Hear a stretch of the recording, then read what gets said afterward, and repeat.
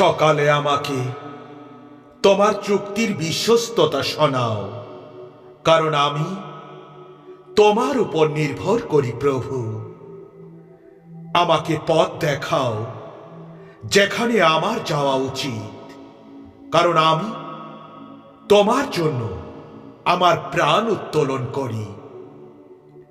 তোমার দাসকে তুমি আনন্দিত করো প্রভু, কারণ হে সদাপ্রভু, আমি তোমার উদ্দেশ্যে আমার প্রাণও তুলে ধরি।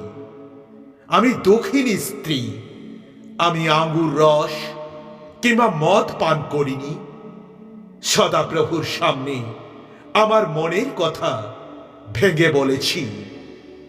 এসো, হাতের সঙ্গে হৃদয়কে ও স্বর্গের নিবাসী ঈশ্বরের দিকে হাত উঠাই এবং প্রার্থনা করি। আমার ঈশ্বর, আমি তোমাকে বিশ্বাস করি। আমাকে হতাশ হতে দিও না প্রভু। আমার শত্রুদের আমার উপর জয়ী হতে দিও না প্রভু। আমি এটা জানি যে তুমি আমার মধ্যে আনন্দিত, কারণ আমার শত্রু আমার উপরে জয়ী হবে না।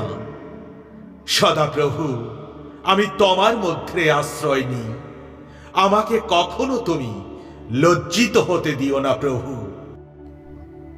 তারা তোমার কাছে কাঁদলে তারা উদ্ধার পেত।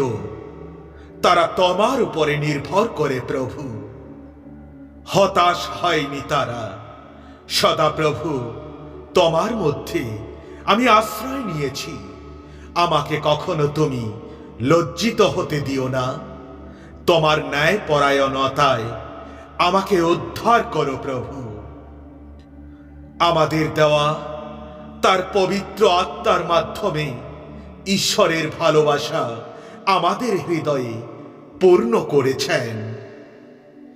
আস্বাদন করো এবং দেখো, সদাপ্রভু ভালো। ধন্য সেই লোক যে তার আশ্রয় গ্রহণ করেছে। আমি কতকাল ধরে আমার প্রাণের মধ্যে চিন্তা করব। সমস্ত দিন আমার হৃদয়ের মধ্যে দুঃখ রাখব। কতকাল আমার শত্রু আমার উপরে উন্নত হতে থাকবে। যার মন তোমার স্বস্তি, তুমি তাতে শান্তিতেই রাখবে, কারণ তোমাতেই তার নির্ভর। রাজারা তোমার লালন পালনকারী হবে এবং তাদের রানীরা তোমার আয়া হবে। তারা মাটিতে উপর হয়ে তোমাকে প্রণাম করবে এবং তোমার পায়ে ধুলো চাটবে, এবং তুমি জানতে পারবে যে আমি সদাপ্রভু। যারা আমার জন্য অপেক্ষা করবে তারা লজ্জিত হবে না। আমাদের ঈশ্বর সদাপ্রভু, অসুরের রাজার হাত থেকে তুমি আমাদের রক্ষা করো, যাতে পৃথিবীর সমস্ত রাজ্যগুলো জানতে পারে তুমি এই সদাপ্রভু। পৃথিবী এবং এর মধ্যে সবকিছুই সদাপ্রভু। জগৎ এবং তার মধ্যে বসবাসকারী সবাই তার। আকাশমণ্ডল তোমার এবং পৃথিবীও তোমার।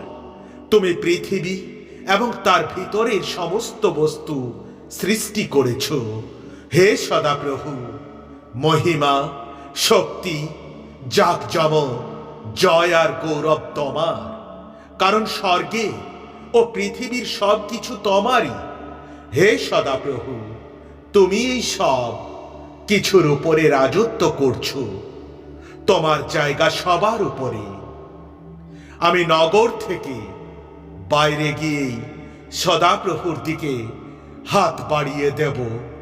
তাতে মেঘ গর্জন থেমে যাবে ও শিলাবৃষ্টি আর হবে না, যেন আপনি জানতে পারেন যে পৃথিবী সদাপ্রভুরই। দেখো, স্বর্গ ও স্বর্গ এবং পৃথিবী ও তার মধ্যে সব জিনিস তোমার।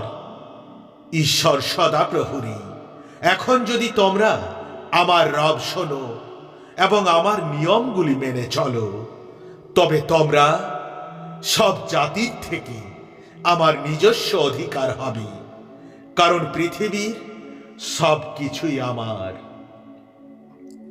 ধন্য সে যাকে মনোনীত করে তোমার নিকটে আনা হবে, সে তোমার প্রাঙ্গণে বাস করবে।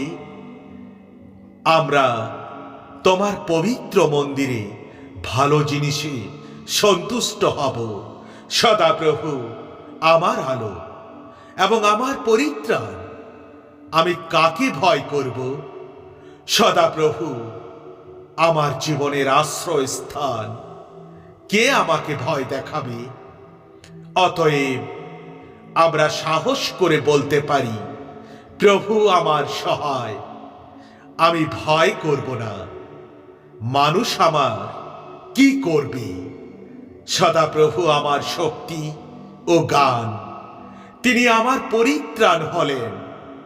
এই আমার ঈশ্বর, আমি তার প্রশংসা করব। আমার পিতার ঈশ্বর, আমি তাকে মহিমান্বিত করব। আমার অনুগ্রহ তোমার জন্য যথেষ্ট, কারণ যখন তুমি দুর্বল হয়ে পড়বে, তখন আমার শক্তি দুর্বলতায় কাজ করে।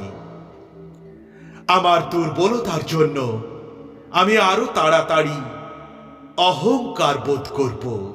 সুতরাং খ্রিস্টের শক্তি আমার উপর অবস্থান করে।